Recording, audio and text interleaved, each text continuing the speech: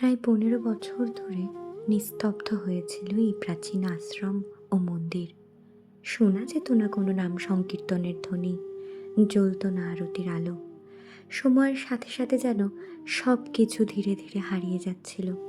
কিন্তু ভক্তি, সেটা তো কখনো শেষ হয় না। মহাপ্রভুর কৃপা হলে আবারও জেগে ওঠে তার ধাম। আবার নতুন করে শুরু হলো মহাপ্রভুর অঙ্গরাগ। ধুলো জমা পুরনো রূপ থেকে ধীরে ধীরে প্রকাশ পেতে লাগলেন তিনি। তারপর সেই অপূর্ব চক্ষুদানের মুহূর্ত। মনে হচ্ছিল বহু বছর পর মহাপ্রভু আবার তার ভক্তদের দিকে করুণার দৃষ্টিতে তাকাচ্ছেন। নতুন তিলক, সুন্দর শ্রীমুখ, প্রতিটি স্পর্শে যেন ফিরে আসছিল প্রাণ। সব কিছুর মধ্যে ছিল শুধু ভক্তি আর প্রেম। এই অপূর্ব অঙ্গরাগের কারণে মহাপ্রভুর রূপ হয়ে উঠেছে আরও জীবন্ত, আরও মধুর।